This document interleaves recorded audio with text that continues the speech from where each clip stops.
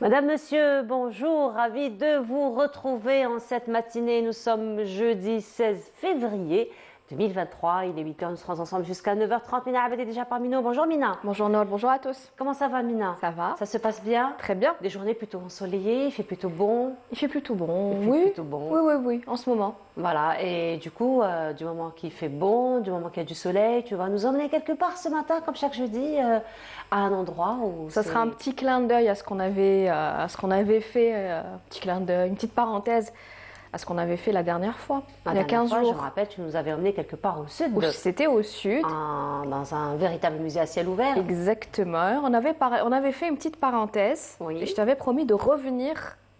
Ne me dis pas que tu vas revenir sur le photographe. Exactement. Bravo. Je te l'avais promis. Je t'avais dit, on va revenir. Oui. Je vais chercher les photos, je vais trouver les photos. On va revenir sur... Chose promise, chose due. Donc aujourd'hui, on va revenir du côté de Janet Sefar Exactement. Pour parler de cette aventure, donc de ce photographe. Tout à fait. Voilà. De toute façon, le temps s'y prête bien, hein, comme il fait bon, il y a du soleil, on va bien profiter de la journée. Complètement. Enfin, du week-end probablement, pour ceux qui veulent aller en week-end. Là-bas? En week-end? Pas non. assez. Non, pas assez. Un peu plus. Oui. Ouais, un peu plus, au moins 4 jours, minimum. Ouais, oui, minimum. Voilà, minimum 4 jours. Enfin, pas pour bien profiter, mais minimum 4 jours, oui. Minimum 4 jours. Et justement, parlant de minimum 4 jours, combien de temps qu'il faut rester, quelle est la meilleure période pour visiter tel ou tel endroit, généralement, ce sont les guides touristiques qui nous donnent ce genre d'informations et nous orientent par rapport à des séjours particuliers, n'est-ce pas? C'est très important. C'est très important. Et bien justement, le 21 février de chaque année, nous célébrons la journée internationale des guides touristiques. Ce matin, nous allons nous intéresser à cette journée puisque les guides touristiques ici en Algérie prévoient un événement pour ce 21 février. On va revenir un petit peu sur le métier aussi du guide touristique, particulièrement dans des endroits qu'on ne connaît pas et dans des endroits qui risquent parfois d'être dangereux aussi. Hein. Donc le sud, si on ne connaît pas, on risque de se perdre. Pas en risque. On se perd. On se perd. Oui. Effectivement. Et justement, nous allons revenir sur un événement qui va se dérouler le 21 février, Inch'Allah, pour marquer la journée mondiale des guides touristiques. Par la même occasion, tu te rappelles, la semaine dernière, nous avons parlé d'un événement sportif destiné aux enfants de 6 à 12 ans. Tu te rappelles, le triathlon? Oui, le triathlon. Et voilà, donc il s'est déroulé samedi dernier. Et aujourd'hui, nous allons revenir sur le déroulement de cet événement et surtout nous aurons des athlètes avec nous, nous aurons le coach avec nous, ils vont nous parler un petit peu de la préparation mais surtout les résultats de ce triathlon. Et nous terminerons l'émission avec de la beauté. De quoi? De la beauté. De la beauté. De l'art. De l'art. De l'art, de la beauté. Bah oui, si on parle de l'art, on parle automatiquement de quelque chose qui est beau. Exactement. Généralement, oui, il y a des exceptions parfois. Il y a des exceptions parfois, effectivement. Et justement, une très très belle exposition intitulée Un regard surréaliste se tient en ce moment même à la galerie Hangar. Elle a débuté donc le 11 février, elle se poursuivra jusqu'au 28 février. Et donc nous reviendrons sur l'artiste sera parmi nous ce matin pour nous parler de cette exposition. Voilà donc pour le menu de cette matinée. Merci encore une fois à Marie Makat qui nous l'a préparé. Mais avant cela, les nouvelles du ciel pour aujourd'hui? Oui. Bien, oui. Mais ce sera juste évidemment. La météo vous est présentée par Mobilis. Mobilis, معاً نصنع المستقبل. Et voilà, de retour sur le plateau. Alors, il faut dire que ces temps-ci, il a fait plutôt bon, hein, des températures assez élevées pour la saison. Ça commence à monter. Ça commence à monter. On a eu 24 degrés, 24 degrés. Aujourd'hui, ça va monter au moins jusqu'à 27. Ah, quand même. Mais à l'ouest, ça va monter au moins jusqu'à 27, oui. Ça commence à monter, hein. Ça commence à monter, oui. Ça commence à monter. Un peu plus de détails, Mina? Oui. Ouais, c'est à toi. Merci. Bonjour à tous, rebonjour à tous. Un très très bon réveil, un petit peu de brume ce matin vers l'intérieur, notamment à l'ouest et au centre. Et puis un ciel plutôt voilé tout au long de cette journée sur l'ensemble des régions nord, avec un petit peu de brume de sable, notamment vers les côtes ouest ainsi que vers l'intérieur ouest et centre. Sur la partie sud, eh bien, on notera toujours des passages nuageux avec quelques pluies du côté de la Saoura, des pluies un peu plus marquées du côté de Tindouf, des pluies accompagnées parfois d'orage. Et puis bien sûr, on notera de fréquents soulèvements de sable, notamment sur le sud-ouest, l'extrême sud, le long des frontières algéro-maliennes, la Saoura, le Nord Sahara, le Sahara central, le Sahara oriental, ainsi que le Hogar et le Tassili. Les températures de cet après-midi, on notera sur la moitié nord 23 degrés.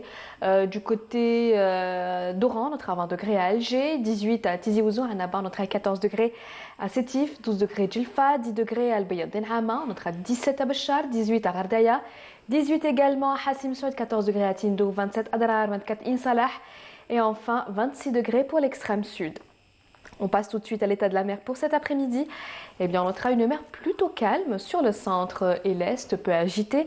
À l'ouest du pays, avec des vents entre 30 et 40 km/h vers les côtes ouest et entre 10 et 20 km/h sur le centre ainsi que vers les côtes est. Encore une fois, excellente matinée et à tout à l'heure midi.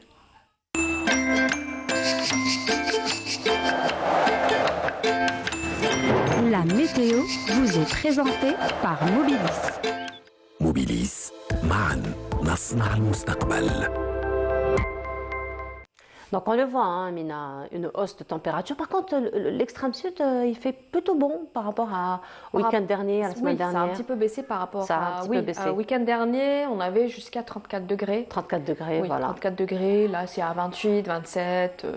Voilà, Voilà, donc ça a un petit peu baissé. Donc c'est une bonne température pour aller du côté du sud. Exactement. N'est-ce pas? Idéal. Profiter donc de la semaine. Bon, c'est vrai que le week-end. Bon, le week-end c'est un peu court hein, pour aller au sud. C'est un peu trop court, j'imagine. C'est un peu. On a juste le temps d'arriver, de se reposer un petit peu. Et c'est déjà fini. Et c'est déjà fini. C'est déjà fini, oui, c'est vrai, hein, et c'est déjà fini. Non, vaut mieux prévoir moi un séjour de 10 jours. 10 jours, oui. 10 jours, je pense que c'est bon. Bon, après, 10 jours, on pourra faire le tour. Pas complètement, mais oui. Pas complètement, mais on fera un tour quand même assez conséquent, un voyage assez dépaysant, on va dire. Et dès qu'on prend l'avion, déjà, on commence à... C'est bon. C'est vrai. On est en plein dedans. Déjà à l'aéroport. Hein. Déjà à l'aéroport, déjà arrivé à l'aéroport. Quand tu commences à préparer tes valises, c'est bon. Voilà. on est déjà en plein dedans. Mais sinon, tu vas quand même nous y emmener pour quelques instants. Avec plaisir. Avec plaisir. Mais avant cela, Mina, ça te dit d'y aller en images, puisque notre collègue Kemeswig a consacré tout un documentaire à la région de Sefar, à elle seule, donc à ce qu'on appelle la cité perdue. Hein. La cité perdue. On l'a même appelé le triangle de Bermude algérien, n'est-ce pas? On peut s'y perdre facilement. On peut s'y perdre facilement. Et justement, Kemeswig a réalisé un documentaire au niveau de Sefar, donc un documentaire intitulé Sefar, une cité peuplée de mystères. Je vous laisse voir donc cet extrait et on se retrouve juste après. Sefar, après 2 jours de marche, nous y sommes.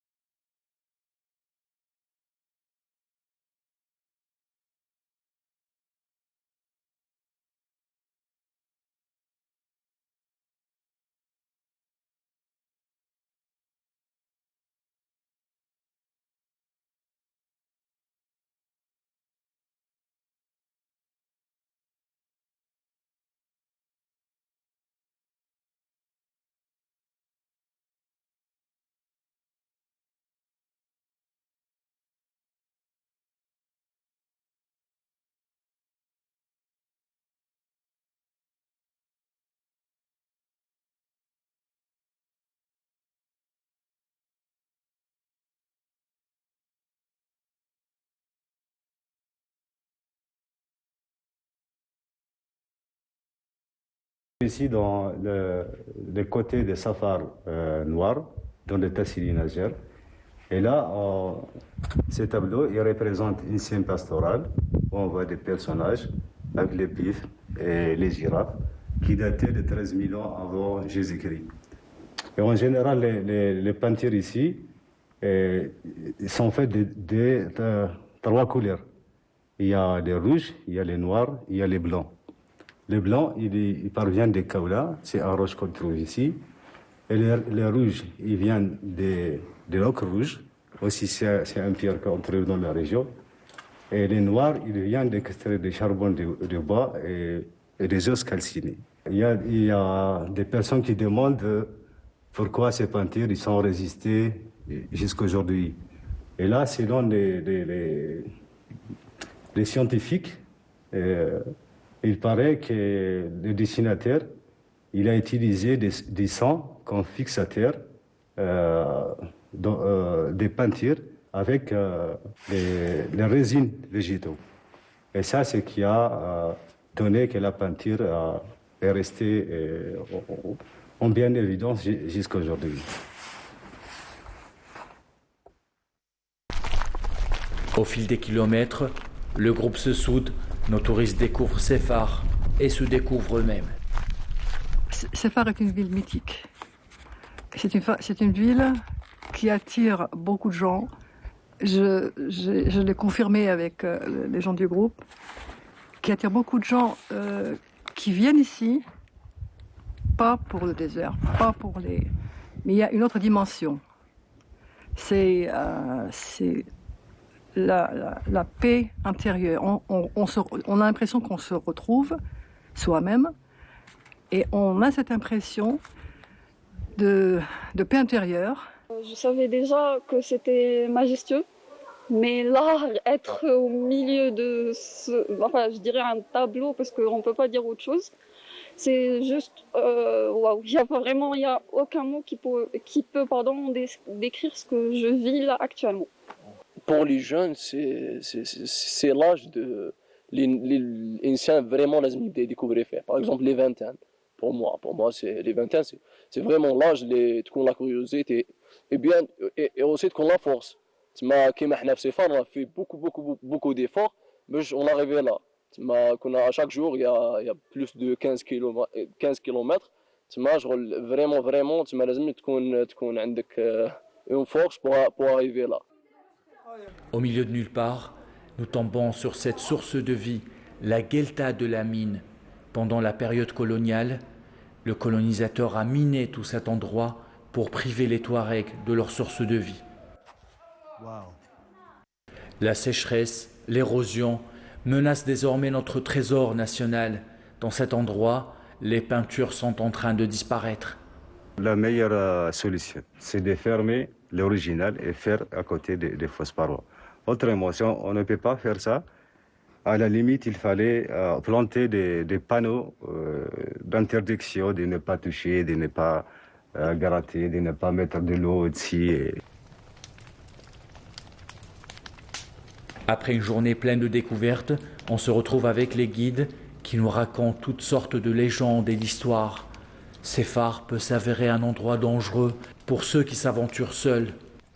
Certains ont été ensorcelés par la beauté de ces lieux jusqu'à en perdre la raison.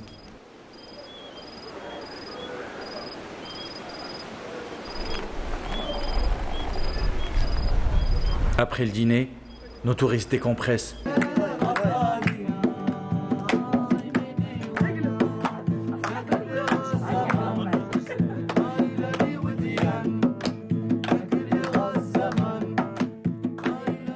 Voilà, c'était donc un extrait du documentaire que notre collègue Kamel Swig a réalisé du côté de Sefar, intitulé Sefar, une cité peuplée de mystères. C'est finalement une aventure à faire au moins une fois dans la vie, Mina. Au moins, oui. Au moins une fois dans la vie.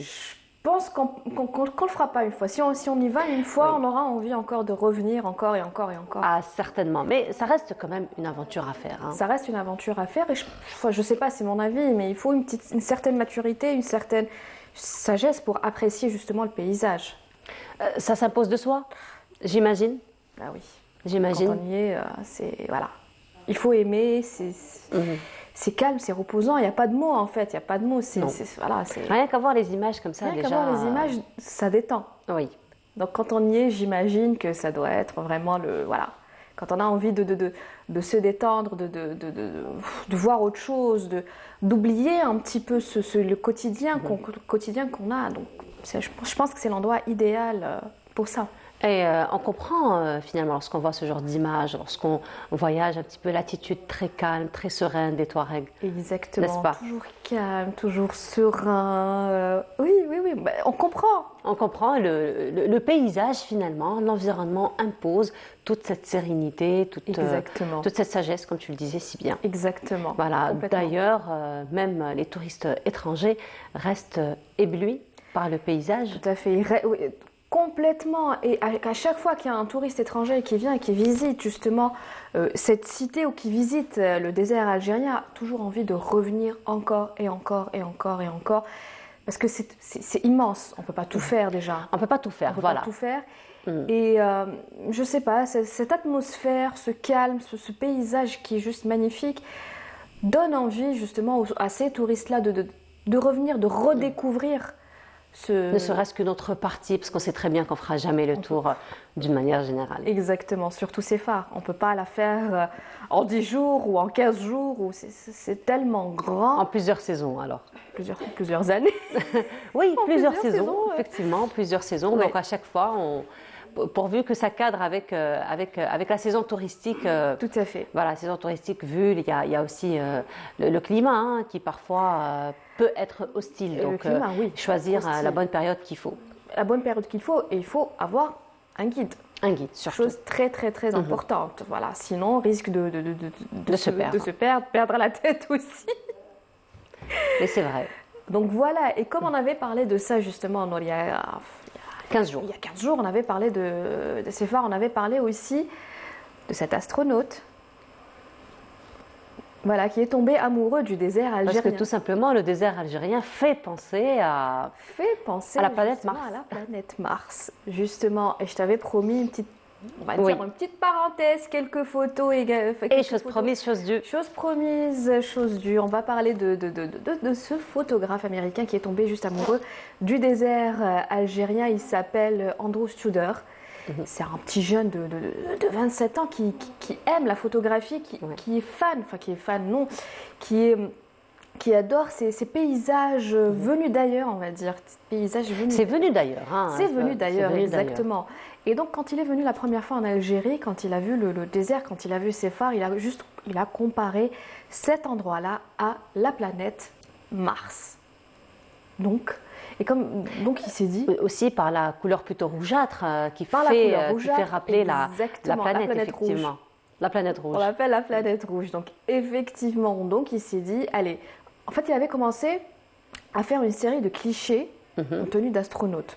Voilà, nous sommes en train de découvrir d'ailleurs justement de découvrir ces photos et de le découvrir en tenue d'astronaute. Et quand on regarde les photos, on voit qu'il met plus en lumière le paysage que lui-même en tenue d'astronaute. Celle-là, elle est vraiment impressionnante.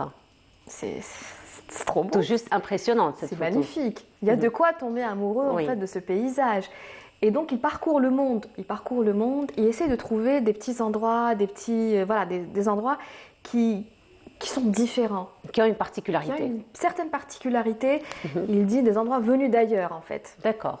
Voilà, des endroits venus d'ailleurs. Et quand il est venu en Algérie, comme je viens de le dire, il a comparé le désert à la planète rouge. Donc il a commencé à faire plusieurs clichés en tenue d'astronaute. Donc il a comparé le désert algérien à la planète Mars. Et il dit dans une de ses publications, j'ai bien regardé hier ses publications, il dit dans une de ses publications, « J'ai su dès le moment où je suis tombée sur le Sahara algérien que ma série de photos serait incomplète sans lui. » Waouh. Voilà. Et j'ai regardé un petit peu les commentaires de certaines personnes. Beaucoup de personnes ont du mal à croire que c'est le désert algérien. C'est-à-dire,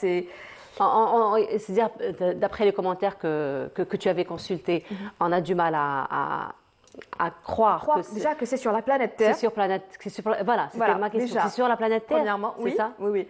Et deuxièmement, on a du mal à croire que c'est dans le désert algérien, parce que beaucoup de personnes ne connaissent pas malheureusement l'Algérie. On est là justement pour la faire Là, on a une connaître. vidéo. On a une petite vidéo, oui. Là, Alors, vraiment, c'est tourné en ralenti comme ça, exprès? bah oui, D'accord. évidemment, avec une petite musique de fond. Là, vraiment, on a l'impression que c'est la planète rouge. Et en fait, avec ces photos, il essaie il essaie de les manipuler le moins possible pour D'accord. garder l'authenticité, l'originalité de la photo. Non, mais j'aime bien effet ralenti. Ça joue un petit peu sur. Alors, Oui. Oui, non, j'oublie. Voilà. tu disais. J'oublie. Non, mais Vas-y, ça peut-être- va revenir. C'est peut-être Le l'effet- centre de gravité. Ah, Voilà. oui. Comme je ne suis pas encore partie, comme pas quoi je encore suis déjà emportée par On a les envie, images. on a Je suis envie, déjà on doit- emportée. Si on a envie d'y aller, on a envie de reprendre les mêmes photos. hein. Voilà, finalement. Parce que voilà, ces couleur ocre, un petit peu rouge. Oui. C'est vrai que ça nous fait penser un petit peu à la planète rouge. Donc, Et puis j'imagine qu'il a fait jouer quand même la lumière hein, à des moments à des particuliers moments de la particuliers de la journée, et- effectivement. voilà. Pour bien avoir cette couleur, sur certaines photos, on voit vraiment cette couleur un petit peu rougeâtre. Donc oui, effectivement, il joue beaucoup sur ça et c'est très très très important, surtout pour les important. photographes. Donc finalement, j'imagine qu'il a dû prendre le temps qu'il fallait, qu'il a investi dans le temps. Parce que c'est question de choisir la lumière qu'il faut, Il est resté quand même le 15 moment de la jours. journée qu'il faut, 15 Oui, jours. il est resté Quelle 15 chance. jours pour faire cette série de photos. Et effectivement, il faut un certain temps pour trouver l'angle parfait. Oui. Voilà, les photographes aiment la perfection, l'angle parfait pour prendre la photo à une certaine heure de la journée, à un certain moment, une certaine position de l'astronaute. Oui, de l'astronaute, effectivement. L'astronaute terrien. L'astronaute terrien, oui, l'astronaute Voilà. terrien dans le Mais désert algérien. finalement, Mina, lorsqu'on voit les photos, il doit y avoir une autre personne avec lui. En fait, ils étaient deux. Voilà, ils étaient deux. Voilà. Et bien sûr, un guide, très important. Oui, certainement, obligatoire. Obligatoire, parce qu'il y a le photographe qui prend Voilà, la photo. donc finalement, c'est pas lui ou si, il participe. Il participe, c'est on va dire à 90%. Voilà. Parce que voilà, le jeu de la lumière. Donc quand lui, il n'est pas dans le champ de la photographie, c'est lui qui devient photographe. Et sinon, il devient photographié. Il est toute option. Oui, et tu sais, il y a même Nassima, notre amie la script, qui doute bien si c'est lui qui porte le costume ou si c'est pas peut-être un mannequin, pour mettre en valeur finalement tout le paysage. Ouais, bon. Déjà que le costume doit être hyper lourd, donc avoir un mannequin aussi, non. Non, c'est lui. On l'a vu quand même sur les images marcher, se déplacer. Au ralenti, profiter, apprécier. Et voilà, il compte revenir en Algérie encore pour découvrir encore d'autres régions du sud. Comme je l'ai dit, il est carrément tombé amoureux du désert algérien, qui est un désert juste magnifique. Oui. Donc, il nous donne encore envie, finalement, d'aller, de voir les choses autrement, d'autres idées aussi pour d'autres clichés. Il est en train de justement, voilà. il parcourt le monde pour faire des photos, comme je viens de le dire, des photos de certains paysages d'un autre monde. Et il est en train de préparer justement un livre qui va sortir. Ça c'est bien. Qui va préparer un livre qui va sortir en 2025. Et le nom du livre, c'est Space to Rome. D'accord. L'autre monde. Voilà, qui va sortir en 2025. Et on va découvrir d'autres régions dans le monde. D'autres régions dans le monde qui font un petit peu penser à des planètes, un autre monde, et on y trouvera les photos de au monde extérieur aussi, hein, parce qu'il fait référence comme ça à des planètes, à la galaxie d'une manière générale. À la galaxie peut-être il est fan de science-fiction, donc il s'inspire un petit peu aussi de l'imaginaire. C'est vrai qu'il faut avoir beaucoup d'imagination. Il faut avoir beaucoup d'imagination, effectivement, pour quand on nous envoie une plante, peut-être que lui, il voit autre chose. Oui.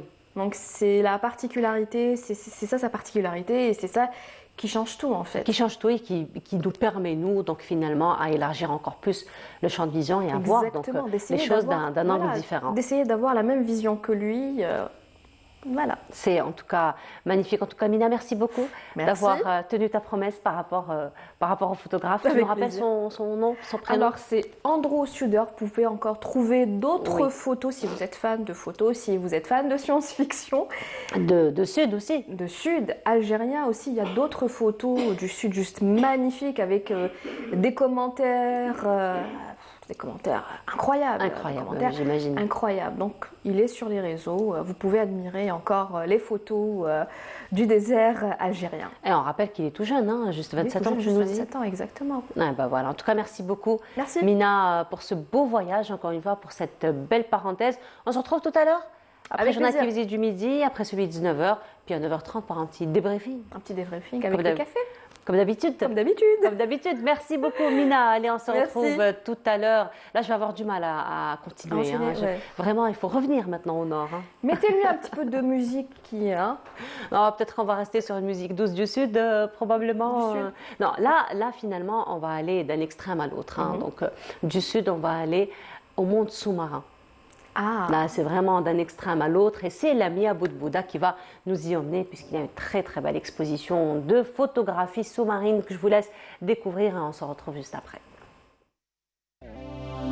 Couleurs sous-marines est une exposition à laquelle participent 14 photographes qui, durant leur plongée, ont eu la chance de croiser ces belles espèces attestant d'une biodiversité exceptionnelle.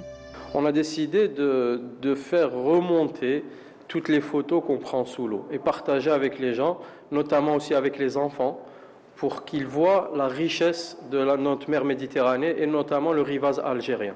33 belles images dotées de légendes explicatives sur l'espèce ou une anecdote du plongeur au moment de la prise de la photo. Un riche capital marin, mais ô combien fragile. On essaye donc de sensibiliser le public à toutes ces richesses et d'être conscient. En fait, c'est une prise de conscience de l'existence de toutes ces espèces, de toutes ces plantes, de tous ces poissons, de façon à pouvoir les préserver. En marge de l'exposition, des conférences-débats sont organisées pour le week-end. Ce week-end, Inch'Allah, on va organiser 2 conférences sur l'archéologie subaquatique. Ça sera vers 13h, Inch'Allah, au bastion 23. La faune et la flore des fonds marins algériens est un joyau à protéger absolument. J'ai été surprise par cette super exposition de nos fonds marins en Algérie. C'est extraordinaire. Surtout comme on peut le voir, le corail, la couleur du corail, c'est époustouflant. On ne retrouve pas ça partout dans les fonds marins du monde entier. Protéger les fonds marins, ne pas jeter, ramasser les sacs poubelles, ne pas jeter les sacs plastiques sur la mer. Ces belles photos ont le pouvoir énorme de nous toucher et nous faire réfléchir sur l'importance de protéger l'espace marin. Pari réussi pour l'Organisation nationale du tourisme durable. Et de retour sur le plateau, c'est donc un reportage de Lamia Aboud Bouda qui s'est intéressée à cette très belle exposition qui nous fait découvrir les richesses des fonds sous-marins. Et cette fois-ci, nous allons nous intéresser au tourisme, aux guides touristiques surtout. Donc ce sont ces personnes dont on a besoin afin de ne rien rater finalement lors d'un séjour, puisque le 21 février de chaque année, nous célébrons la journée des guides touristiques. Nous en parlons donc ce matin en compagnie de nos invités, à savoir Monsieur Ammar Chahib. Bonjour. Bonjour. Bienvenue à vous. Bienvenue à vous. Alors vous êtes guide touristique archéologique. Oui. Marhaba bik. Et parmi nous également Monsieur Badreddine Chellali. Bonjour. Bonjour. Bienvenue à vous. Alors vous êtes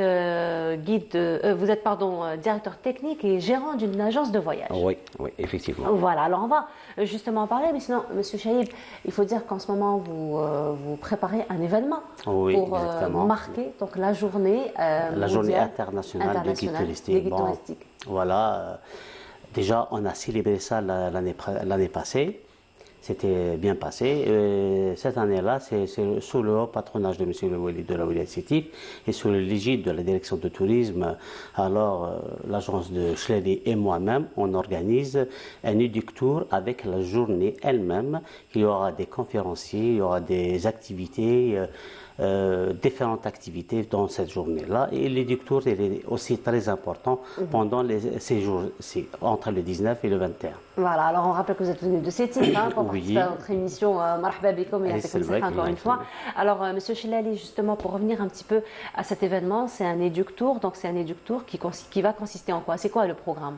Bon, le programme de cet éductour, il s'étale sur 3 jours. Bon, le premier jour, c'est une visite de la région du nord de la province de Sétif, où il y aura la visite du site archéologique de Djemila. En plus, on va faire une visite à une ferme qui se trouve au niveau de la Daïra de Beni Aziz. Une visite au mont du Babor, qui est classé comme parc national,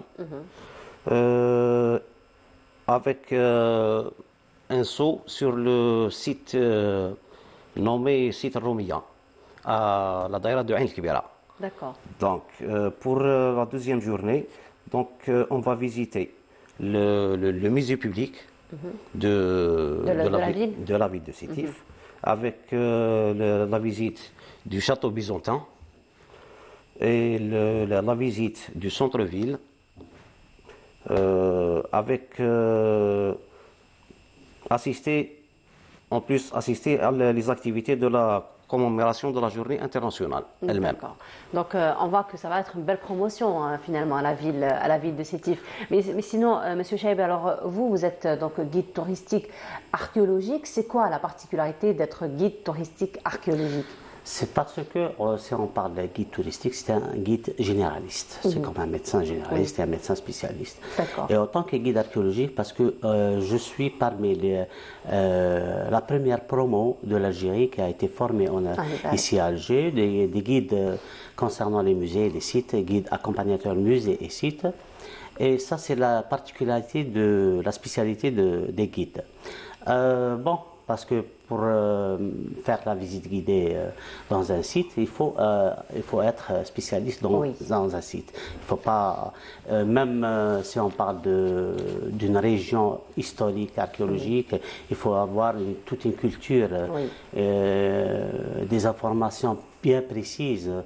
Et on essaie de donner la valeur de cette région, de la région, etc. Et si on parle par exemple de toutes les périodes, de la préhistoire jusqu'au le contemporain, etc., ça, c'est la particularité des guides spécialisés archéologiques. Alors sinon, par la même occasion, vous êtes formateur aussi, donc vous formez les guides touristiques. Alors en quoi consiste l'importance déjà de former les guides touristiques? L'importance de former des guides touristiques, c'est important. C'est parce que comme ça, on ne va pas laisser le terrain à toute personne qui donne des fausses informations, et malheureusement qu'il n'y a pas de représentation ou présentation du guide lui-même en tant qu'une personne, en tant qu'il représente, parce que le guide, c'est quelqu'un qui l'image de la société, c'est l'image du pays. Il doit avoir le minimum de formation, le minimum des informations, etc. Elle est vraiment importante parce que comme c'est dans l'événement qu'on a organisé, qui va se dérouler entre le 19 et le 20, on a essayé de former, on ne peut pas dire une formation, mais sensibilisation des guides accompagnateurs du monde de Babor. Pour les jeunes de Babor, comme ça pour avoir... Les initiés. Voilà. Et on a essayé aussi de faire, ça on peut dire que c'est la première fois, pour implanter l'amour du pays chez l'enfant, c'est le petit guide. C'est des enfants qui vont faire jouer le rôle de guide et qui vont présenter tous les sites classés comme patrimoine mondial, surtout dans cet événement-là. Le guide, en général, c'est les mages du pays. Voilà, justement, Monsieur Chilali, vous-même, vous êtes directeur d'une agence de voyage, d'une agence touristique, donc automatiquement, vous travaillez en étroite collaboration avec les guides touristiques. Quelles sont j'ai envie de dire, les caractéristiques et les compétences que vous recherchez chez un guide touristique? Bon, pour un guide touristique, généralement, d'ailleurs, les guides se diffèrent. Les guides généralement se diffèrent et se spécialisent. Par exemple, comme mon ami Ammar, c'est un guide beaucoup plus spécialisé dans les sites archéologiques. Dans les sites archéologiques, vu son amour au site de Djemila. Parce que pratiquement c'est le meilleur guide au niveau du site de Djemila. Bon, les guides généralement, d'ailleurs, les يكونوا plus ou moins, ils doivent connaître plus ou moins les sites, un site par site. Parce que ce qu'on voit actuellement sur le champ, c'est qu'il y a des gens qui sont pratiquement, ils n'ont rien à voir avec les guides. Et c'est le plus grand problème actuellement au niveau des agences touristiques. Donc, c'est pour ça qu'il y a les formations, justement. Il manque aussi les guides. Il manque beaucoup de guides. Il n'y a pas de formation. Au niveau national, il n'y a pas de formation des guides touristiques. Il n'y a même pas un institut qui forme les guides, sauf c'est la formation par correspondance, le CNEBD. Mais le CNEBD, pour technicien supérieur, mais le CNEBD, ça ما تكفيش. Parce que la formation du CNEBD, c'est par correspondance. Il n'y a pas les stages pratiques, il n'y a pas les visites, il n'y a pas d'assistance des enseignants, etc. Alors, moi, personnellement, je souhaite un séjour en Algérie. Il y aura un institut spécialement, pourquoi pas au niveau des universités de l'Algérie, spécialement pour les guides spécialisés, guides touristiques, et après, en plus de ça, des spécialités différentes. Parce que si on parle des types de guides, il y a le guide, par exemple, si on parle le guide archéologique, le guide de la montagne, de la nature, l'écologique, thermal, ça dépend de genre de tourisme. Ça demande, chaque spécialité, ça demande un guide spécialisé. C'est pour ça moi, personnellement, je le dis, il faut toujours, on doit spécialiser dans un domaine pour avoir beaucoup plus de... Se spécialiser effectivement pour mieux maîtriser finalement un guide touristique généraliste en général, mais il doit accompagner avec des guides spécialisés. Là, nous sommes en train de découvrir d'ailleurs des images que vous avez ramenées. Probablement, vous pourriez nous les commenter. Voilà, ça c'est la ville de Mens. La ville de Mens, c'est une ville de culte entre la ville de Kutol et Djemila et Sitifis. Là où on a découvert le statue de Jupiter qui est exposé maintenant au niveau du musée. Et on voit plusieurs stèles, votifs funéraires. Et avec aussi la dernière photo, c'est une photo d'une école coranique islamique, mais elle est construite. Elle est ancienne, bien sûr, construite sur le site lui-même, le site de Mens. Mais en plus de ça, le site de Mens, c'est la ville de Henri Dunant. Henri Dunant, c'est le fondateur de la Croix-Rouge internationale qui a été fondée. La première idée, ça vient de Sétif, de cette organisation mondiale. D'accord. Voilà. Là, c'est en général le musée de Djemila avec différents objets. Des statues, des stèles, des mosaïques. Alors le musée de Djemila, c'est le musée le plus riche dans la collection des mosaïques et il a beaucoup de spécialités entre des mosaïques, surtout par exemple la mosaïque de Vénus ou la mosaïque de l'enlèvement d'Europe ou Hélas, etc. C'est plusieurs. C'est vraiment exceptionnel. C'est une vue générale de la ville de Djemila avec différents monuments. La même chose avec le baptistère, l'église de... pardon. Allez-y, il n'y a pas de problème. Ça, c'est les grands termes de sud. C'est les grands termes de sud de Djemila. On est toujours à Djemila, là. Tout ça, c'est à Djemila, oui. Et on va rentrer aussi dans d'autres sites. C'est le temple de Sévère.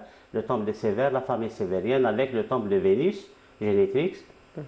Ça, c'est le différent monument, c'est le théâtre de Djemila, qui est le théâtre le plus différent de tous les théâtres des sites archéologiques. Qu'est-ce qui fait sa particularité? Sa particularité, c'est il est construit sur une pente. Ils ont économisé dans le temps, dans la matière, le financement, etc. Et ils donnent sur une vue panoramique très importante. D'accord. Voilà. Il y a beaucoup de choses à voir à Siyasiti, en commençant bien sûr par le berceau des premières cultures de l'être humain de toute l'Afrique du Nord, le gisement de Aïn Ahnesh, et le deuxième site le plus ancien au monde, le gisement de Aïn Bouchrit, qui date de 2,4 millions d'années. Alors, la région de Sétif, elle est très riche et qu'on doit être fier d'être algérien, qu'on a des gisements pareils, des sites pareils. Vraiment. C'est vrai que ce sont des sites qui ont complètement bouleversé l'histoire de l'humanité. L'humanité, oui.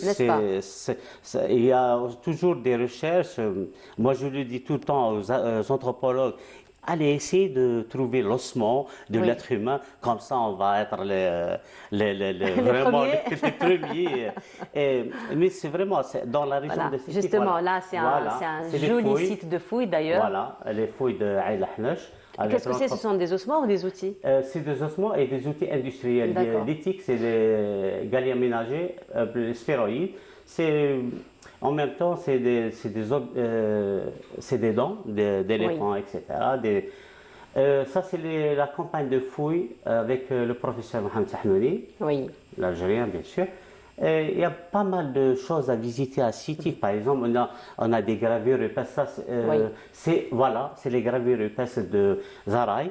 On sait très bien que les gravures rupestres se trouvent uniquement, on ne dit pas uniquement, mais beaucoup plus dans l'extrême Sahara, avec l'Atlas sahélien. Mais avec la découverte récente des gravures rupestres à Sétif, c'est la ville de Zaraya. En même temps, c'est une ville antique romaine. En même temps, c'est une ville médiévale. Bon, je ne peux pas dire exactement, je ne peux pas confirmer l'information, mais ça reste toujours à prouver d'après des textes de journaux. Ils disent que le site de Zaraï, c'est le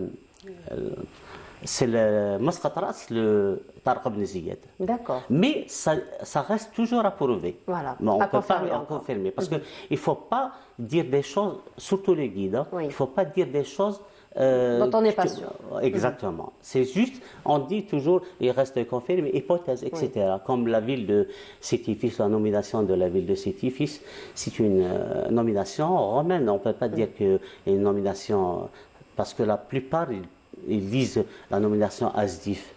Asdif, c'est une hypothèse tout court. On ne peut pas confirmer que c'est Asdif, parce qu'on n'a pas une preuve archéologique qui prouve que c'est la nomination Asdif. Alors, dans ce cas-là, on a une preuve archéologique, Sétifis, il y a une stèle dans l'ancien jardin de l'Orléans. Donc finalement, vous, en tant que guide touristique, vous êtes dans l'obligation, j'ai envie de dire, de travailler en étroite collaboration avec les chercheurs.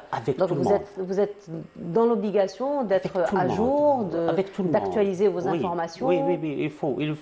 Et avec le guide, il a des relations avec tout le monde, avec toutes les catégories de la société, que ce soit des enfants, des adultes, des analphabètes, et là tout. Alors l'esprit de guide touristique, il doit être large, et bon, je lui dis ça en arabe, et يكون عنده قدرة الإقناع. Peut convaincre les visiteurs, etc. Et il doit avoir un comportement très important. C'est parce que c'est les mages. Il devrait avoir aussi parce que moi, pourquoi ma formation d'origine, je suis pas guide, c'est l'agriculture. Je dis tout le temps, j'ai oublié l'agri, j'ai laissé la culture. mais ça va de soi aussi. Hein. Oui, bien sûr, c'est la même chose parce que ça reste quand même ce lien très étroit avec la terre, ce lien très étroit vraiment avec important. Avec la nature. Et en plus de ça, que la région de Sétif, elle a tout genre de tourisme. Si on parle par exemple, surtout c'est dans l'hiver maintenant, c'est les montagnes de Babor. Les montagnes, la tourisme thermale. Voilà. Non, surtout en hiver maintenant, c'est surtout ces derniers temps, avec la neige. C'est ce que j'allais dire, vous avez été gâtés par, toutes les hauteurs pratiquement. Oui, voilà. La neige, c'est qu'il y a pas mal de visiteurs de toute l'Algérie, hein, au niveau de Babor. Et heureusement qu'on a essayé de former ce groupe-là de l'Office local de tourisme de Babor pour le profit de cette association. C'est des jeunes qui vont... Ils n'ont pas ils ont l'amour, mais ils n'ont pas des principes. C'est pas des principes, ils n'ont pas de formation, ils n'ont pas de comment faire. C'est à cause de ça que j'ai essayé de former ce groupe-là. Et aussi, dans la région de Sétif, il n'y a pas uniquement de Babor, il y a des Boutaleb, Hama Boutaleb aussi, il y a des stations thermales, plein de stations thermales dans la région de Sétif. Si je peux citer par exemple quelques stations, on a Gergour, on a Hna Sokhna, on a Ouled Tebban, c'est un complexe touristique aussi est important. On a beaucoup de choses, sans qu'on parle du côté ethnographique, de l'art culinaire sétifien. Il y a pas mal de choses à dire dans la région. En tout cas, vous faites bien la promotion de la ville. Hein.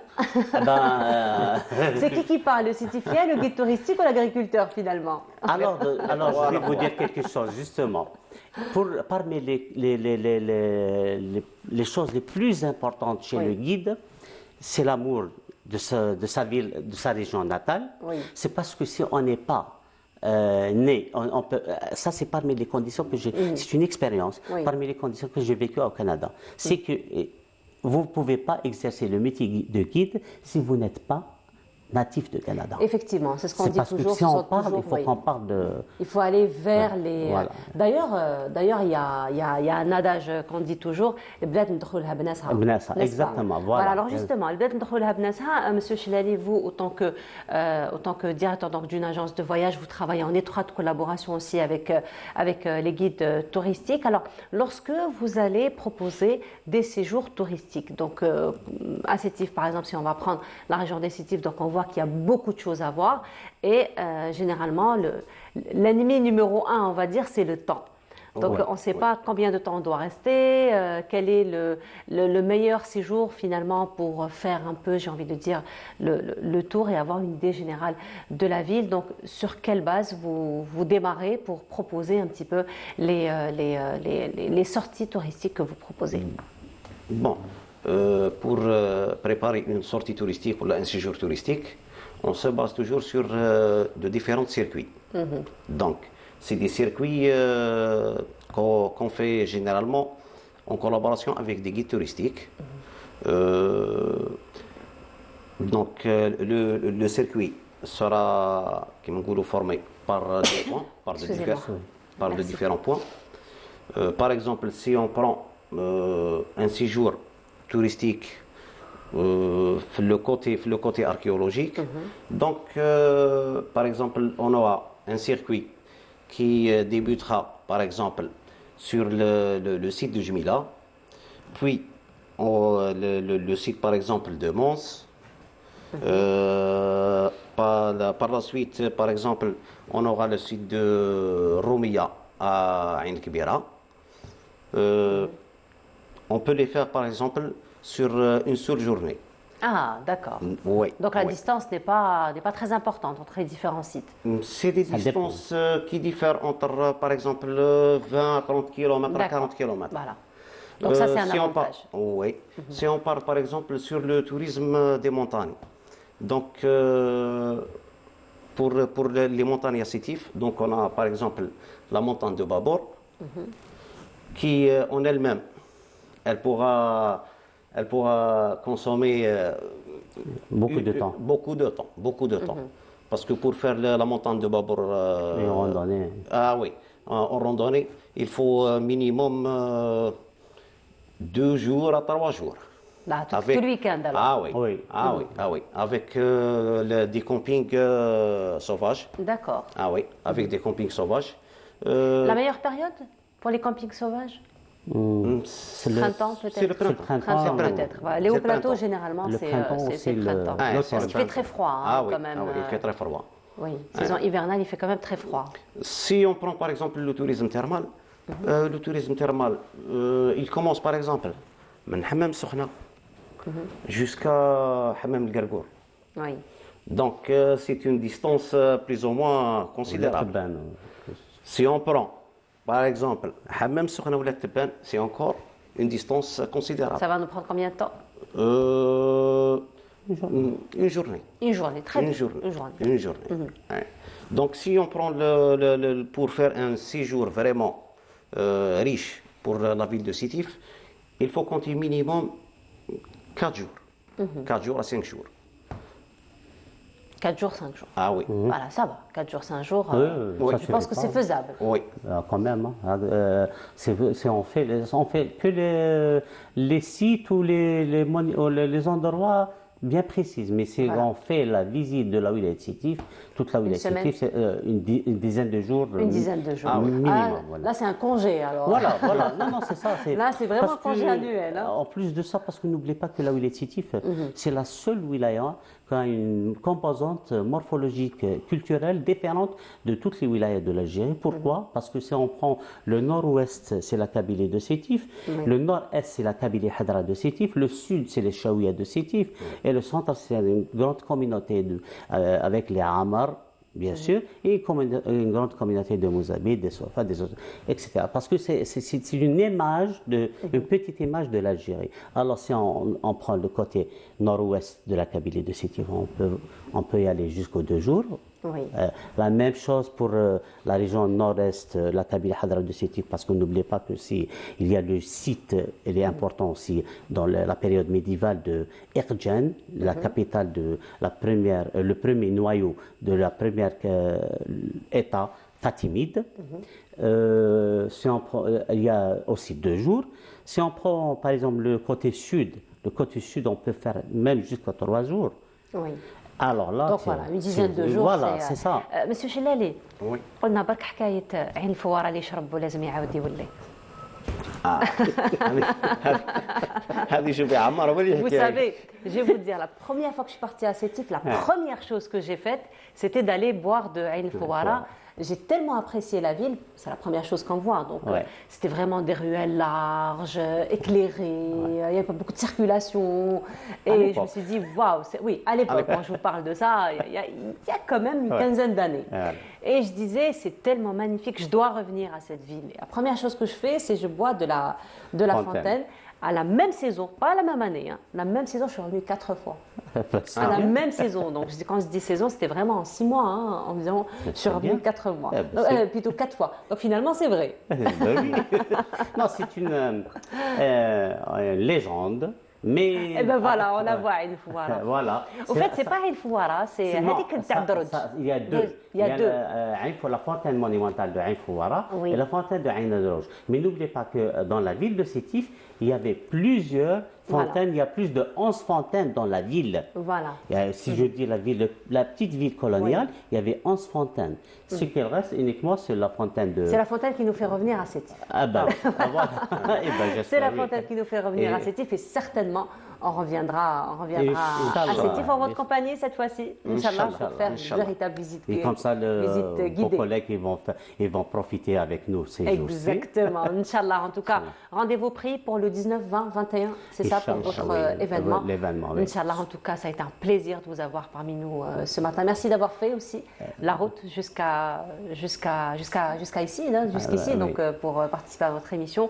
Donc, je rappelle, Monsieur Ammar Chaib, vous êtes formateur de guide touristique, vous êtes aussi guide touristique archéologique et aussi, Monsieur Badreddine Chellali, vous êtes directeur technique et aussi gérant d'une agence de voyage. Merci en tout cas d'avoir été parmi nous ce matin. Oui, allez-y. Très rapidement. Alors, à cette occasion, je souhaite une bonne année pour tous les guides du monde entier. Et en plus de ça, je dois remercier toute personne, toutes les organisations ou les entreprises ou les institutions étatiques ou privées, etc. Bien sûr, la direction du tourisme, M. Louali et tous les participants qui vont participer dans cet événement. Et j'espère, Inch'Allah, comme ça vous aurez avoir. Certainement, Inch'Allah. En tout cas, merci beaucoup. Belle réussite à vous et bon retour à Sétif aussi. Et on continue. Cette fois-ci, nous allons nous intéresser aux différents arts, aux différentes expressions artistiques. Lamia Boudbouda, elle s'est déplacée au niveau d'un centre d'enseignement artistique. Il s'agit du centre Mawahib El Founoun. Je vous laisse découvrir ce centre et on se retrouve juste après. Situé en plein cœur de Belwesded, Mawahib El Founoun est un centre d'enseignement artistique qui propose une grande diversité de formations à des prix abordables. Nous sommes situés à Belwesded et nous avons ouvert nos portes pour toute personne, tout individu de tous les âges. Et le but, c'est de rendre l'art accessible aussi, de le populariser, et voilà, et cela à travers plusieurs activités et disciplines artistiques. Nous proposons ces différentes disciplines avec des prix plus ou moins abordables pour les rendre le plus accessibles. Commençons d'abord par les arts plastiques, le dessin et la peinture, c'est Sandada. J'ai nommé pour vous Lilia Hamouche qui vous apprendra les bases, mais pas que. Il y a deux méthodes qui sont classiques et universelles dans le monde entier. Donc, comme on dit, les arts plastiques, c'est universel. Donc, on étudie d'abord le dessin, d'abord la base. Ensuite, on va entamer la couleur, l'ombre et lumière. Ensuite, la couleur, comment on mélange les couleurs et tout. Ensuite, après, pour entamer les techniques de la peinture en général, c'est-à-dire technique crayon de couleur, technique pastel, pastel gras, pastel sec, ensuite peinture à l'huile, acrylique. Les tesselles et leurs chatoyantes couleurs règnent en maître ici. Chandra Belili guidera vos premiers pas de mosaïste. Surtout les femmes aimeraient bien avoir un objet artistique chez elles, fait par elles-mêmes.Elles le montrent, elles sont fières de ça. C'est pour ça qu'elles aiment bien la mosaïque. Place à présent à la grâce du mouvement et la beauté des gestes. Adel et Lina promettent de vous faire aimer la danse classique. Brillante élève de la célèbre chorégraphe et professeure de danse Nouara Idami.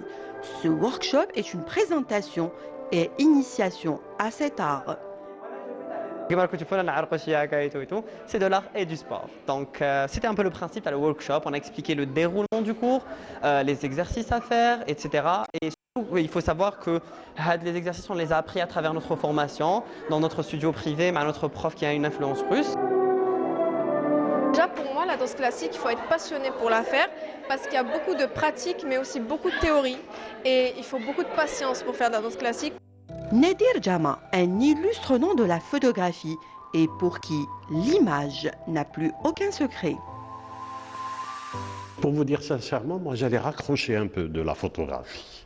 Quand cette école m'a appelé, et puis j'ai vu que l'enthousiasme qu'ils avaient, a voulu créer un cœur comme ça, culturel, pour donner une force à cette formation. Et vous avez promis de partager tous vos secrets de photographe, de bons photographes. Je partage rien puisque je garde, je donne, je garde, je partage rien. Ma part, elle y est toujours chez moi.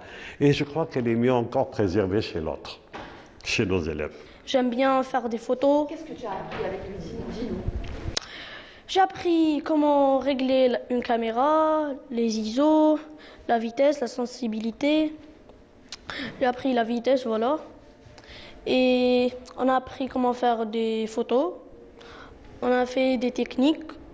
Par exemple, la technique des F16. L'art de la musique, confection de bijoux anciens et modernes, céramique, autant de formations assurées par Mawahib El Founoun. L'art est un merveilleux moyen de transmettre des idées et des émotions.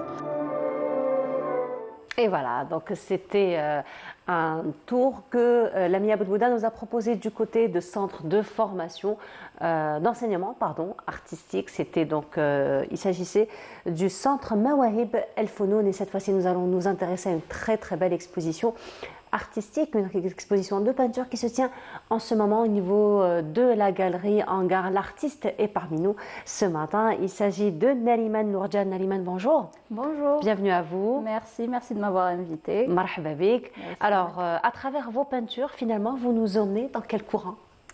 Alors, moi, pour le courant artistique, en fait, c'est plus un courant hybride. J'essaie de mélanger les styles artistiques pour représenter ma vision de la société et de ce que j'observe de certains fléaux sociétaux bien ancrés dans ce 21e siècle. Donc c'est une façon de combattre finalement les fléaux sociaux, une façon de sensibiliser aux différentes questions sociétales. Oui, c'est une façon de sensibiliser et j'espère bien que c'est assez engagé pour faire un petit peu évoluer les choses et faire avancer les choses. Alors Naliman, racontez-nous un petit peu votre histoire avec l'art. D'où vous est venu le déclic? En fait, ça m'est venu depuis l'enfance. Sachant que ce n'est pas vos études forcément, hein, oui. c'est pas forcément votre domaine. Oui, ce n'est pas du tout mon domaine de base. Disons que ça a toujours été mon refuge. Depuis que je suis jeune, je suis de nature très timide. Oui. J'ai du mal à m'exprimer. Et ça, c'est devenu mon moyen d'expression, le moyen que j'ai trouvé pour exprimer ce que je ressentais, ce que je pensais, ma vision du monde et de la vie en général. Donc ça m'est venu depuis mon jeune âge et ça s'est réellement ancré dans mon quotidien depuis ces dernières années. D'accord, alors ce sont beaucoup de couleurs que vous utilisez? Oui, effectivement. En fait, ça, comme je penche énormément pour le courant expressionniste, oui. Les couleurs, c'est quelque chose de très présent dans ce courant-là. Et en même temps, comme mes œuvres, ça parle un petit peu de certaines choses, certaines émotions un peu, disons, négatives. Les couleurs sont là pour donner une once d'espoir. C'est ce que j'ai ressenti à travers ce voilà. Premier tableau. Peut-être qu'on peut le voir, vous pourriez peut-être nous le commenter. C'est vrai que le regard est très triste. Oui. Il y a toutes les couleurs après qui sont vives. Exactement. Donc, il y a une petite contradiction, un contraste plutôt. C'est ça, c'est plutôt un contraste. D'émotion. Le tableau là que vous avez affiché, ça s'appelle Culpabilité. Et c'est une culpabilité qu'on peut ressentir par rapport au jugement des gens. D'accord. Voilà, parfois les gens nous... Ça, c'est l'un des plus grands fléaux, oui, finalement. Oui, sous couvert de conseils, ils émettent un jugement négatif, parfois destructeur. Oui. Et ça fait naître en nous un sentiment de culpabilité et qui ne fait que croître au fil du temps, justement parce que ce jugement est toujours présent. C'est votre première exposition, celle-ci? Non, j'ai fait d'autres expositions, que ce soit seule ou collective.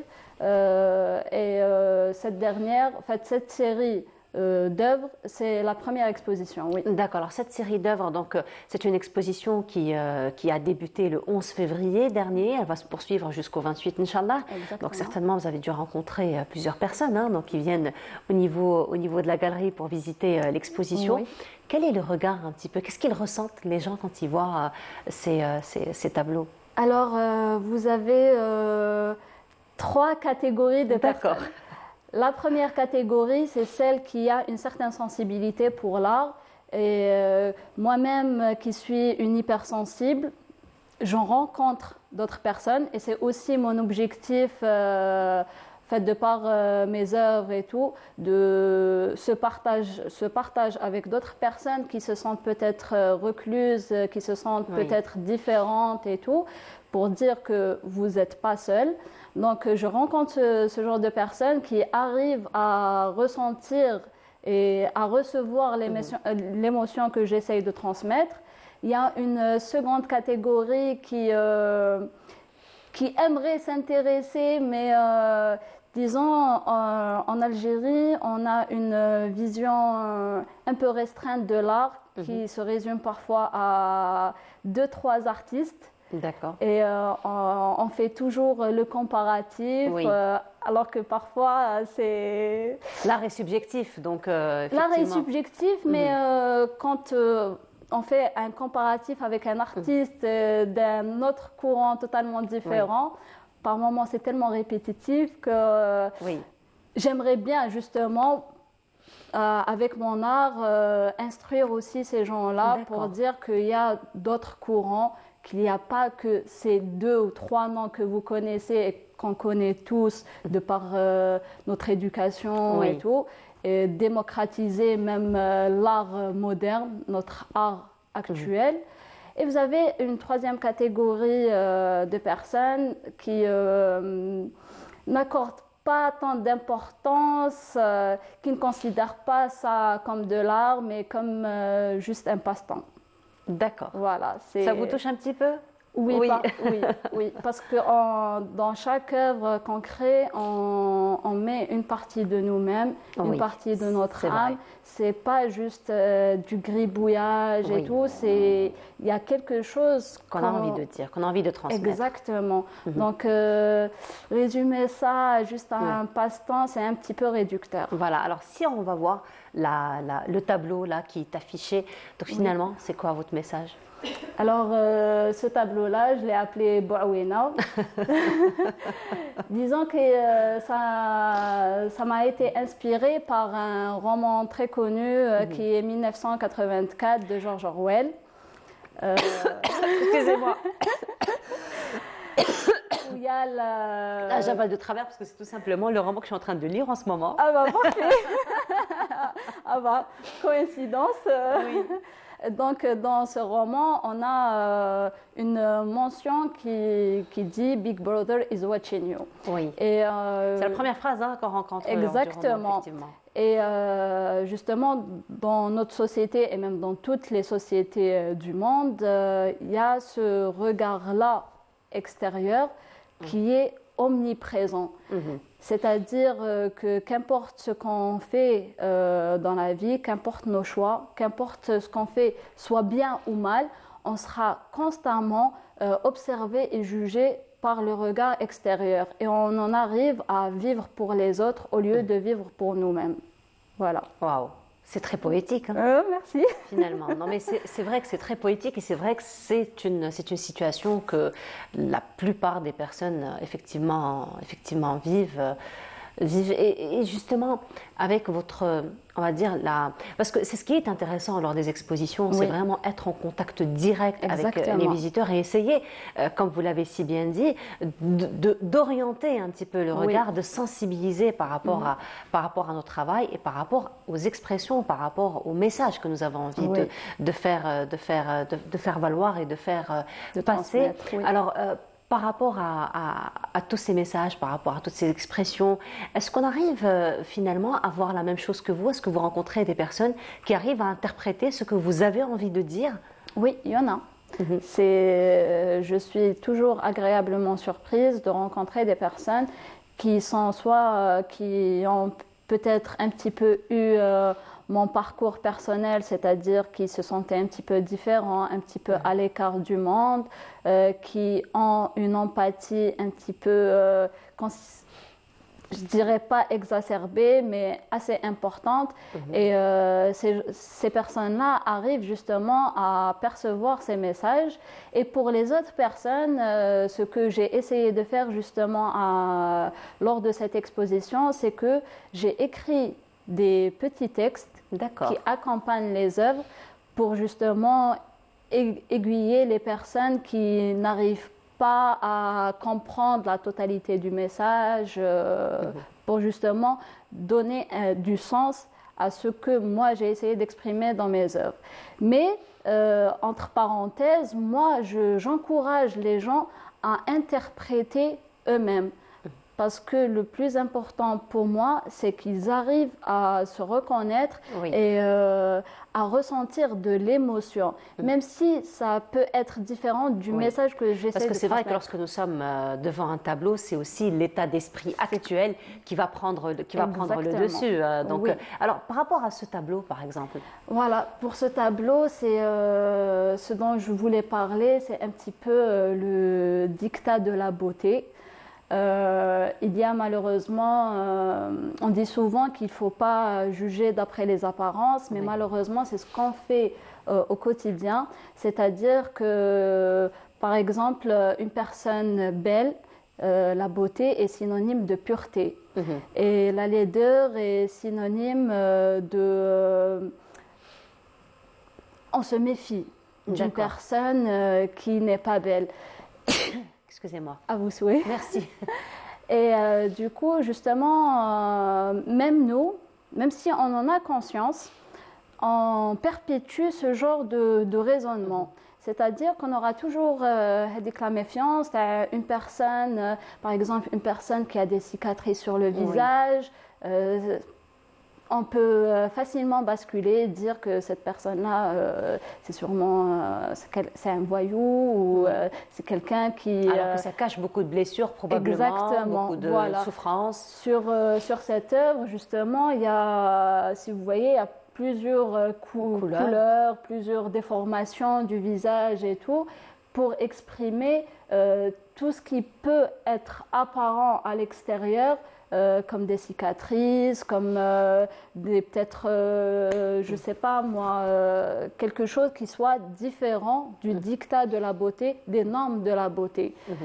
On peut être belle, et ça de par notre intérieur, de par notre être.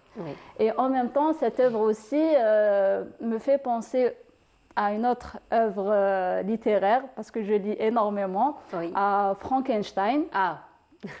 Dans l'œuvre de Frankenstein, Frankenstein est un scientifique qui a essayé, par ambition pour la science et tout, il a créé une créature. Et cette créature a été abandonnée parce qu'elle était différente, elle était laide, monstrueuse et tout ça. Et cette créature, elle a essayé de s'adapter au monde, elle a essayé de survivre malgré l'abandon et malgré son apparence. Elle était de nature très gentille et très altruiste, mais après avoir constaté le rejet des autres de par son apparence, cette créature qui était physiquement monstrueuse est devenue réellement monstrueuse parce qu'elle a été rejetée. Donc le fait de rejeter les gens juste sur des apparences, juste sur des préjugés, ça peut avoir des conséquences et que la personne devienne réellement ce qu'on a décidé qu'elle soit, exactement. Voilà. Si vous permettez une question un petit peu personnelle, si vous permettez, au moment où j'ai envie de dire, où vous passez vos expressions, où vous êtes donc devant votre toile, quel est votre état à cet instant-là? Est-ce que vous allez peindre lorsque vous vivez un état particulier, ou ça vient comment finalement, l'état d'esprit de l'instant T? Alors l'état d'esprit, il diffère. Il y a des moments où réellement pour moi c'est une échappatoire de la réalité, c'est-à-dire où je suis dans un état d'esprit, c'est pas le top, et j'arrive justement à utiliser ça comme une thérapie personnelle pour me sentir mieux, parce que j'arrive à tout sortir, toutes ces émotions négatives et tout, j'arrive à les mettre sur une toile ou sur du papier et je me sens mieux.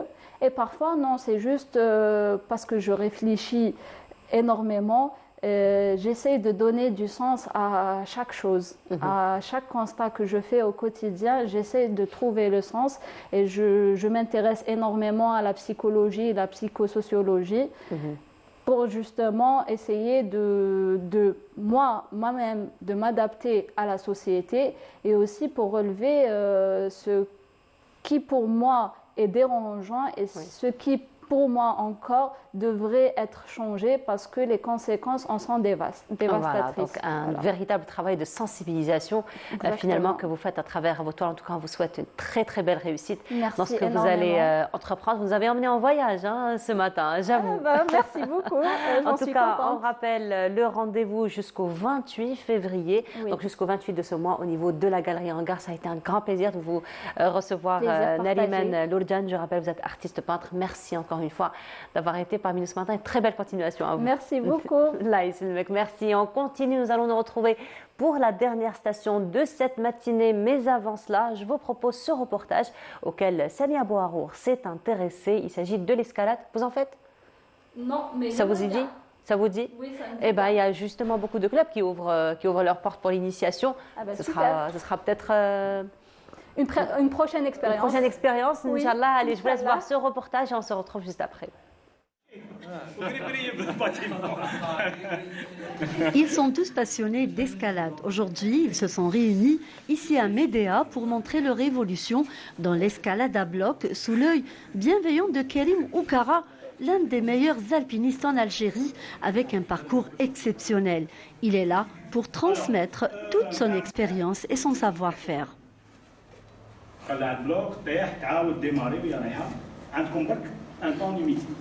Le but de cette rencontre, c'est surtout que les jeunes puissent se rassembler.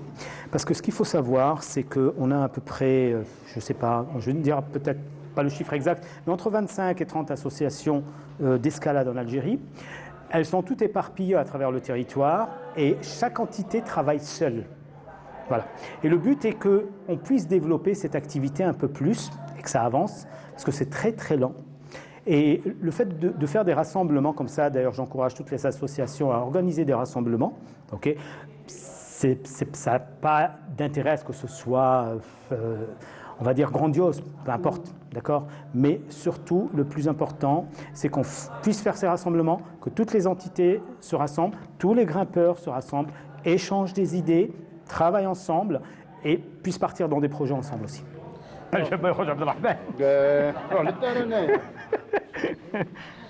Place au tirage au sort.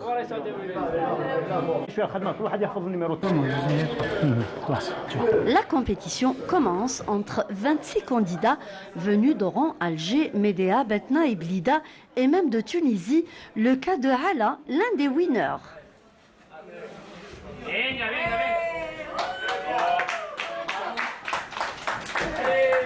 Ça me fait beaucoup plaisir. Déjà, on a fait à peu près 1000 km pour arriver ici. On est bon, on est cool, on va essayer de faire mieux. En venant faire cette expérience en Algérie, c'est le même esprit, tu vois. Donc, il y a des gens super sympas. Il y a 3 sortes de grimpes. Il y a la montagne, le rocher à l'extérieur, il y a le mur artificiel et après il y a le bloc. Le bloc, ça demande trop de force et une bonne lecture du mur. Voilà.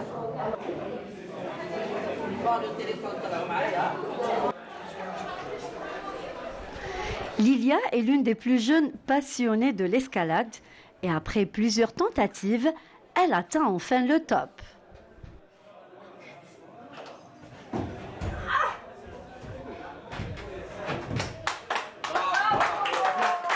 J'étais très déconcentrée, vraiment mal concentrée. Ma concentrée, tu me dis qui m'a lazem. La concentration, c'est le premier point fort.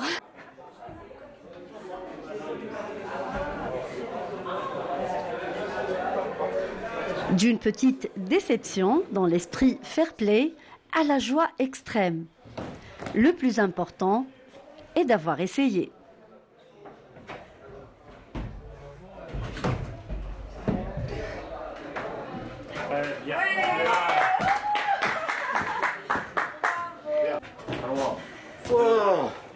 jamais déçu بالعكس هذا يموتيفي اكثر خاطر تفهم النيفو بلوز او موان باش تحضر روحك حتى فيسيكمون التوا جايين ان شاء الله جي با فاليدي لا بروميير مي ان شاء الله جايين نبدا حاضر اكثر حتى مونتالمون خاطر ما توقعتهاش تكون صعيبه هكا الحق. Oui, merci beaucoup Yatek Sarah. Là, je suis trop contente aussi. J'ai réussi du premier coup. Ça fait plaisir. Champion d'Algérie 4 fois. زوج ثلاثة شامبيون واحدة فيس شامبيون.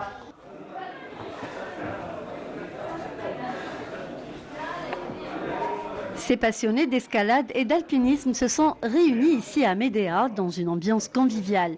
Ils vont se quitter, mais pas pour longtemps, en attendant d'autres compétitions et d'autres aventures. Et de retour sur le plateau, c'était donc l'escalade auquel s'est intéressée Samia Bouarouri. Comme je vous le disais ce matin, nous allons revenir sur ce bel événement qui s'est tenu samedi dernier, le décathlon en compagnie donc de la présidente de la Ligue d'Alger de triathlon, Mounia Fatni. Mounia, bonjour. Merci, bonjour. Toujours un plaisir de vous recevoir. Pareil, je vous remercie pour l'accueil chaleureux. Merci beaucoup et bonjour à nos téléspectateurs. On prend un bon souffle maintenant, l'événement est passé. Ben oui, c'est super bien passé surtout. Très bien, oui. On était très contents d'accueillir cette jeune population qui prend le relève.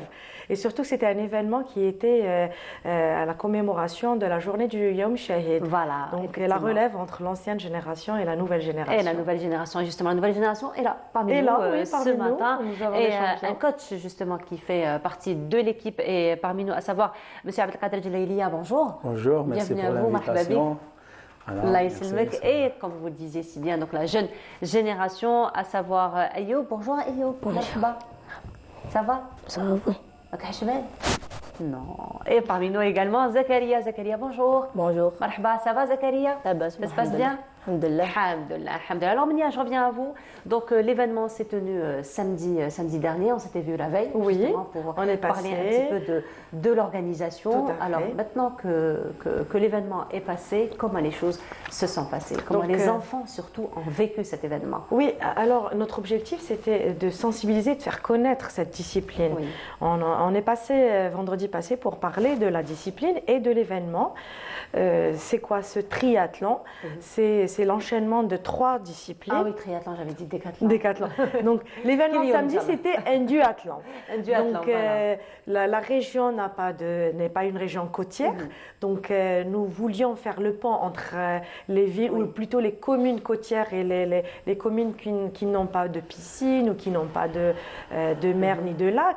Donc nous avons choisi un duathlon qui enchaîne le vélo et la course à pied. Donc nous avons ciblé une population jeune, ciblé une population locale qui aime le vélo, qui aime la pratique du cyclisme, et on a fait aussi appel à la Ligue de cyclisme qui a appelé ses cyclistes ou ses clubs. Nous avons parmi nous des triathlètes qui connaissent déjà cette discipline, un lauréat podiumé dans sa catégorie 10-12 ans. Oui. Donc l'événement s'est très bien passé, les enfants ont découvert. Pour certains, c'était une première. Le fait est qu'ils avaient prononcé le mot triathlon ou duathlon. C'est un succès pour nous parce qu'ils découvrent cette discipline. Beaucoup connaissent la course à pied, beaucoup connaissent le vélo et le cyclisme, mais enchaîner entre les deux sans que le chrono s'arrête, sans qu'ils prennent un arrêt pour récupérer, ça c'était la découverte pour les enfants. Effectivement, et justement le coach est parmi nous pour en parler à M. Djelaylia. Il faut dire que les enfants débordent d'énergie. Donc c'est vrai que peut-être qu'ils ne connaissent pas l'enchaînement, mais c'est pas un problème pour eux quand on en parle. Oui, tout à fait. D'enchaînement, j'imagine, mais ils débordent d'énergie, donc l'encadrement ici s'impose. Alors comment s'est passé justement toutes les explications, l'encadrement? Voilà, tu sais, c'est une première pour nous, le duathlon, d'accord.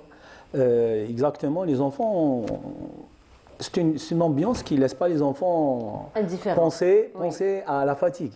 Effectivement. C'est une ambiance qu'on ne la trouve pas dans les autres sports. D'accord.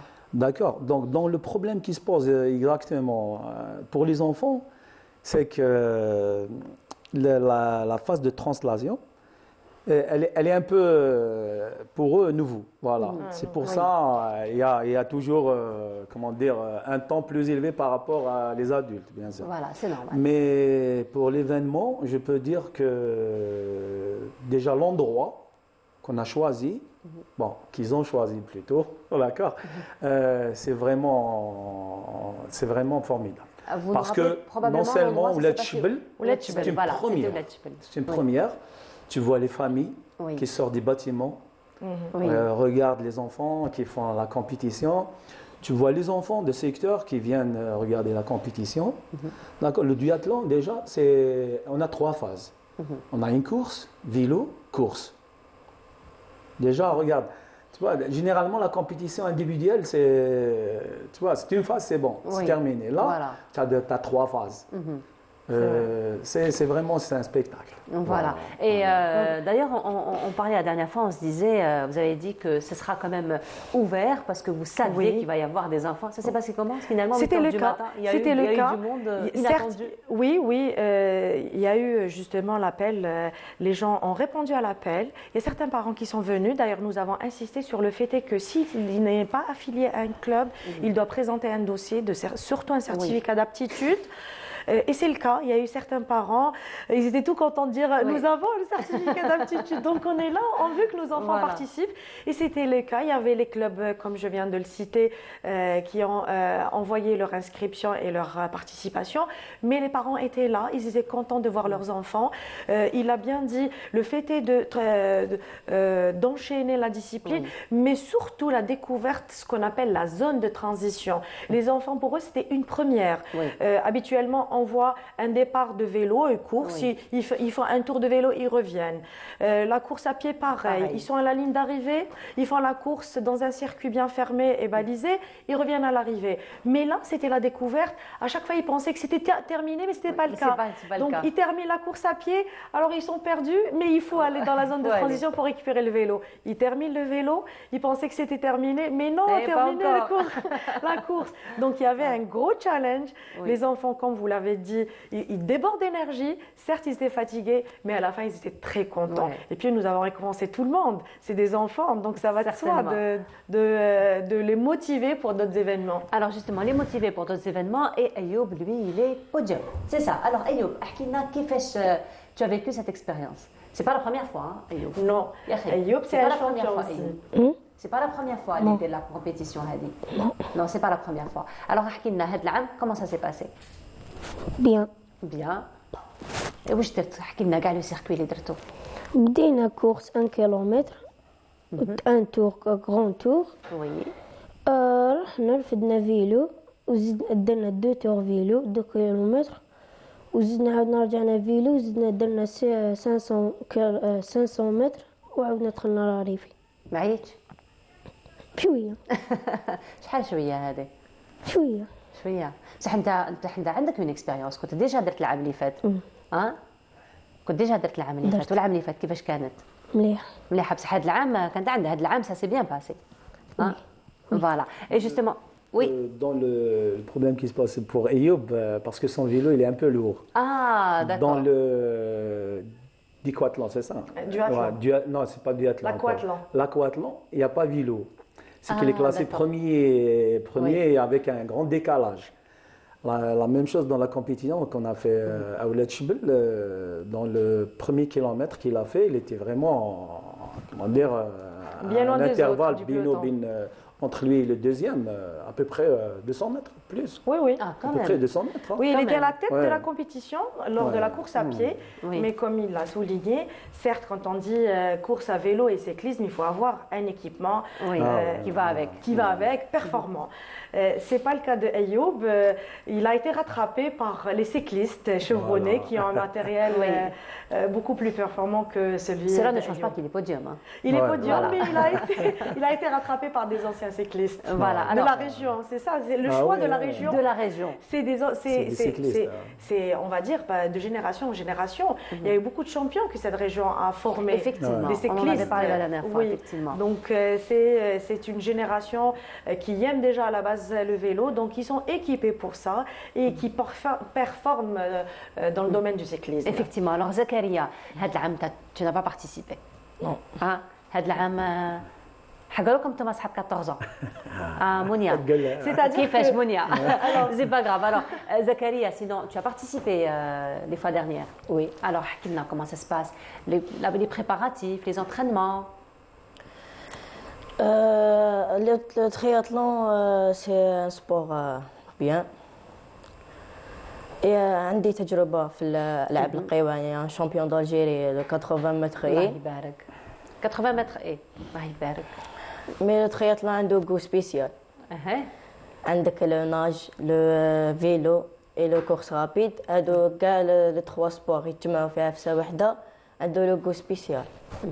وعلى بالي بلي كاع لي سي ترياثلون كاع يحس كيما حسيت انايا. بون لونطرينمون عندنا حسيت عجبني سبور. انا ما عنديش بزاف ملي بديت الترياطلون بصح عجبني لو سبور. بون لونطرينمون عندنا كل صباح عندنا نونطرينيو في البحر في المدرك. صباح ربي نروحو كل يوم نونطرينيو وداك العشيه عندنا فيلو في سان جويي. Et la course à pied après. بعدك après course à pied. Course à pied. نديرو واحد 1 كيلومتر. Généralement, les venants pour le triathlon, généralement, c'est des cyclistes, c'est des athlètes, c'est des nageurs. D'accord. D'accord. Et après, bon, c'est un nageur, il va, comment dire, apprendre à faire le vélo, Oui. apprendre à courir. D'accord. La même chose pour le cyclisme, il va apprendre à nager. Voilà. Tout à fait. Mais sinon, ça reste quand même une discipline qui demande beaucoup de compétences, beaucoup d'efforts, beaucoup d'énergie. Mais on va terminer sur ça. Oui, allez-y. Là, je veux dire autre chose. C'est pour la performance, mais beaucoup plus le triathlon, c'est un sport, comment dire, il a une ambiance spéciale. Spéciale, oui. J'ai dit à Mounia, une fois que j'ai participé pour la première fois. Et très rapidement, parce qu'on arrive à la fin de l'émission. D'accord. Je laisse. Bon, rapidement, j'ai dit à Mounia que pour moi, j'ai eu une médaille d'or pour la première participation. D'accord. En U18, U17, filles. J'ai dit à Mounia que c'est pas important la médaille. C'était l'ambiance que j'ai vécue et c'est la première fois. Eh ben, j'ai aimé ce sport pour la première fois que j'ai participé. Eh ben, je me suis engagé après. Tout comme Zakaria, voilà. d'ailleurs. Eh ben, je me suis engagé. Eh ben, Inch'Allah, longue vie à cet événement, surtout, et à cette discipline, à l'événement et aussi à d'autres catégories aussi pour pouvoir permettre à tous les enfants donc, de participer. En tout cas, merci beaucoup d'avoir été parmi nous ce matin. C'est toujours un plaisir de vous recevoir. Les garçons, très belle réussite. À vous. Merci. Inch'Allah, et bel avenir sportif. En tout cas, merci beaucoup d'avoir été parmi nous ce matin. Voilà, nous arrivons à la fin de notre émission. Merci beaucoup de nous avoir suivis. Je vous souhaite une très agréable journée à tous. Et c'est avec un grand plaisir que je vous retrouve dès demain à partir de 8h. Au revoir. Merci madame. Beaucoup. Merci. C'est bon.